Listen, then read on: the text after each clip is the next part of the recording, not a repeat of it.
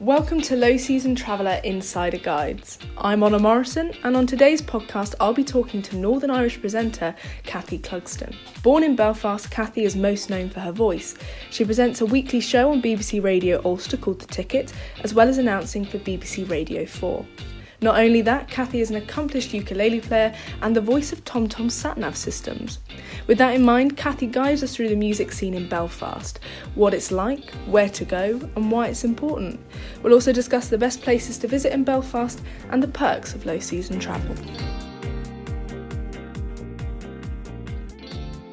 Hi Cathy, thank you so much for coming on our podcast. You're a little bit unusual in the fact that we normally talk to tourism boards, but you are integrated, I'd say, quite heavily into the community and the culture with your show on BBC Radio Ulster. Well, it's very kind of you to say, Honor. I've just moved back to Belfast after about 15 or more years away. But I've actually been here 2 years now, which is incredible to me. It seems like a couple of months, but I've been now back 2 years.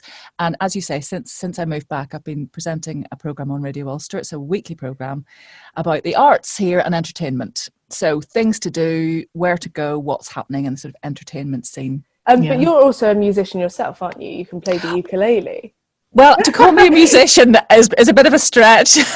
Honor, I do play the ukulele, and I used to play and sing when I was younger. I mean, not so much now, but I wouldn't say I was a musician, but I can sing a song badly. You have musical elements. That's a good way of putting it. Yeah, but like looking at Ireland as a whole, I know that Southern Ireland's got quite a big musical reputation. If you think of Dublin and places like that. I just wondered, if you come to Northern Ireland, like what's music like there? Is it considered as important, or? Yeah, there's a fantastic music scene here. Very kind of independent. A lot of indie music, a lot of punk music still. Ah, nice. There's quite a big classical scene also. Obviously the Ulster Orchestra are based in Belfast. There's a Belfast Music Society, a chamber music society, which is 100 years old and has been promoting chamber music for a lot of years.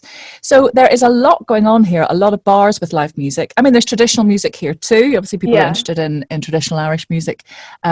Basically anything you want, you can find here. There's lots of bars, lots of jazz. In fact, the jazz scene is huge in Northern Ireland. Oh, I wouldn't expect that. I know, and it always has been. I mean, since kind of the 60s and 70s, when there just was a huge jazz scene, and my parents used to go and but my dad played jazz and they would go to jazz clubs. That's what they did. Fantastic. And that tradition has kind of carried on. So there are a lot of young jazz musicians playing in bars like Bert's Bar and various others. That's really interesting, because I wouldn't naturally associate jazz with Northern Ireland. It's sort of an anomaly, and a bit like the country, there's a sort of Irish country, which is a bit, bigger in the south and maybe rural parts of the north, but still a thing. So people love that. That's very big, because there was a big sort of show band scene again in the 70s and 80s when there were troubles here and bands didn't come. So that's what the local music was, and people danced and sort of sang to the show bands. And again, that tradition sort of still carries on. So there's a sort of a big traditional scene, big jazz scene, and then you've got on the younger end the kind of the indie scene. Fantastic. And you said Bert's was a place that you could go and see that. Is that a pub, a bar? Yeah, so Bert's, it's part of the Merchant Hotel, a big hotel in Belfast here in the centre of town, but it has jazz every night of the week. Really brilliant artists, sort of old and young, and there's a great seeing people like Catherine Timoney and Rebecca Montgomery, Scott Flanagan, who are really fantastic top-class musicians, and they have residencies there. So if you're into your jazz, that would be the place to go, in coronavirus notwithstanding. Going back to your show and going to like places like Bart's, do you feel more connected? Is there, like, if you're part of the music scene or tapped into it in any which way, big or small, do you think it really does connect you to the people and Northern Irish culture? I think so, and I think that's true of the arts in general. I mean, that's what the arts are for, aren't they? To bring us together, that we have sort of shared experiences, and that's what people are missing so much in this lockdown period. I mean, now they're sort of fully fledged concerts with lineups and interaction and everything else. Oh, fantastic. And again, as I speak to you, the Belfast International Arts Festival is on, so that's a huge event every year here, and has been for decades, and always was the sort of cultural event of the year, because that's when things like the RSC would come to Belfast, and big stars would come, and that was always a big thrill for us, because we never always got the big stars over here. Yeah, I heard you talking on your show last week about the Good Friday Agreement and how that's been put into operatic form. One of the events is called Singing, Struggle and Agreement. So Claire Salters, who worked at the Northern Ireland office when the agreement was being thrashed out as a civil servant, decided to set it to music. So she's put the opening declaration, which is a sort of a beautiful piece actually of writing. There's heaps going on. So the festival actually runs until the 1st of November, but I imagine a lot of the events will still be there afterwards online for people to watch. Yeah, and going back to the Good Friday Agreement, and it's kind of very present, isn't it, with the current climate, but putting it into a musical form and kind of making it accessible to the masses, and putting out, like, if you listen to it, and I will leave a link somewhere, it is beautiful. And I just wondered, like, how important do you think that is, that this music does constantly remind us of things that have been and gone but are important? Yeah, I think it's a great way to do it, actually, because I spoke to Claire on the show, and we talked about how the Good Friday Agreement is something we remember happening, those of us who are old enough. Those who aren't, probably it's just something they hear about. Nobody's really read it, probably. Most people haven't read it from start to finish. It's a very long and technical document. So actually, to be reminded of it, and to be reminded in this declaration of what was agreed and what the overarching themes and point of it was, to bring us together, to try and move forward in peace. It's so important to remind people of that. And of course, music's a wonderful way to do it, because you're listening to the words, and also it's very moving the way Claire has arranged it. It's, you're moved by music. That's sort of the point, isn't it? And so it's moving to hear these words sung, and in the way she emphasizes certain sections of it and picks certain things out musically, really focuses your attention on the words. The one thing that got me, that she said, like, you asked if you've changed any lyrics, and because obviously it's not made to rhyme, it's not made to be put into a song, and she just said no, it's kind of sacred, you don't want to change it. Yeah, she did it word for word, and she said there's a couple of lines are just repeated for the sake of the piece, but nothing has changed. I mean, you can't. Every word was kind of fought and battled over. And in fact, in the discussion, they speak to Monica McWilliams, who was in the Northern Ireland Women's Coalition, which is a party that no longer exists, but did at the time of the Good Friday Agreement. And she talks about how important the language was, finding these words.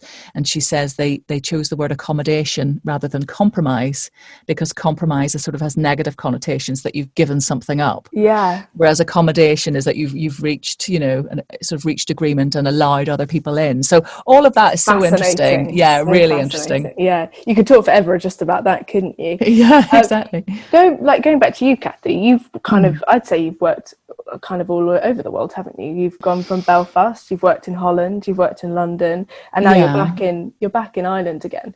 Have you noticed any significant differences with cultural musical scene in Ireland? It's hard to say, but I suppose what I notice, is a great opening up of things here, and indeed before lockdown. Just the sheer number of events that are happening, because we have tourists now. We never used to have tourists, because people were like, why would you go there?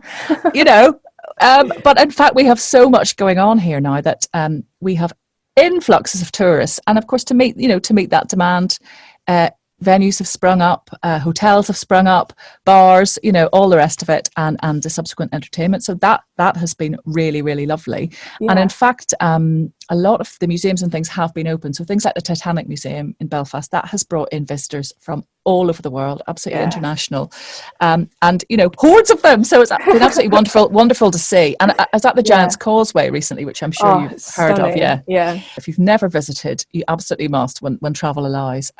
But now when you go, there are coaches and coaches of visitors from all parts of the world, which is really strange. From when you went as a child, and there was like 2 men and a dog there, and nobody foreign, Well, so it's great. That's kind of where low season traveller comes in, because you go to these places and there are coachfuls of people, and it takes away from the experience. The way you describe just having like someone else there and their dog, it feels like it's more connected. It's just you and the elements. Well, the brilliant thing about Northern Ireland in general is that there is no low season. Every season is low season. The weather is always terrible. So there's absolutely no reason to come in July and August because the weather will be terrible. So come in May or October. Yeah, come in November, come in winter, because you've got the right clothing, you'll have a wonderful time, and minus all the people. And another wonderful place to go is the Mourne Mountains, which are not far from Belfast, about an hour, maybe less, in County Down. And if you like to walk, oh my goodness, I mean, absolutely breathtaking. And again, if you go on a Monday or you go on a wet weekend in October, there'll be fewer people there, and the views, the countryside, the mountains, is absolutely stunning, and that's very, very rewarding.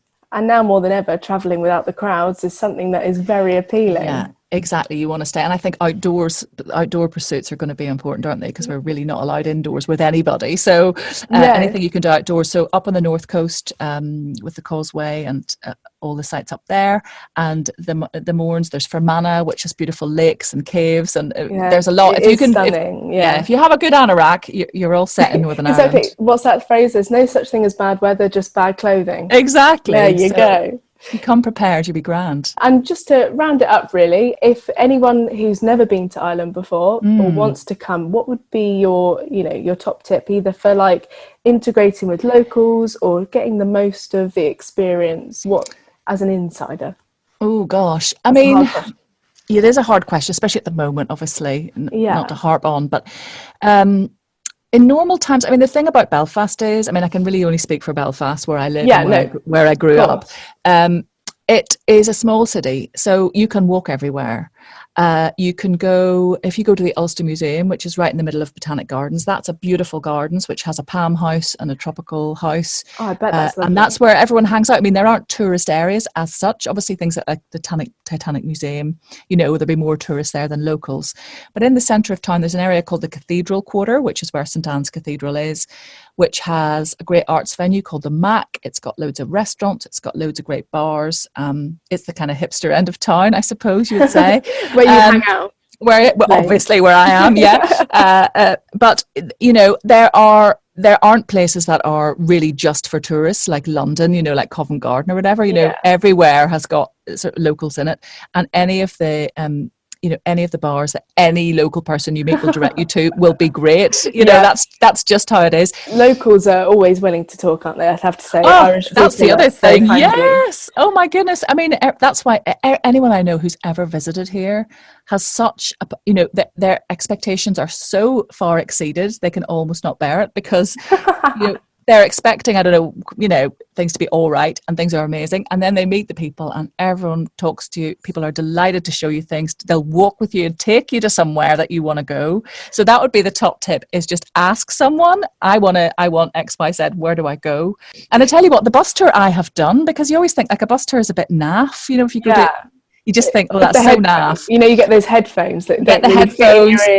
Exactly, and you've got like couples in matching anoraks on the bus, and you just think naff.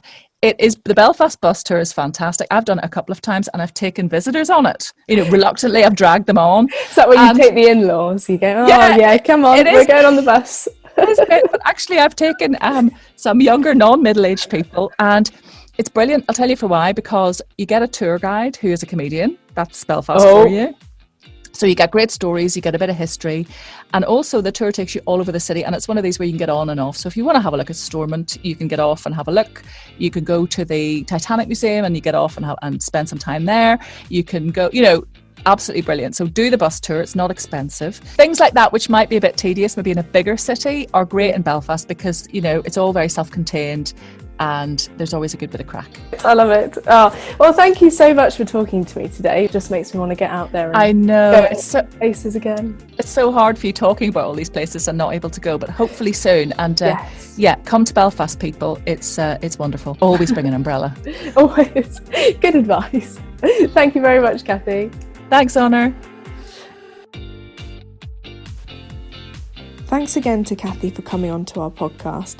If you enjoyed this episode as much as I enjoyed making it, please don't forget to subscribe. If you'd like any more information about the destination, then head to our website www.lowseasontraveller.com. Similarly, if you've got any feedback for us or you've got a destination you'd like us to cover, then you can find us at the tag @LowSeasonTraveller.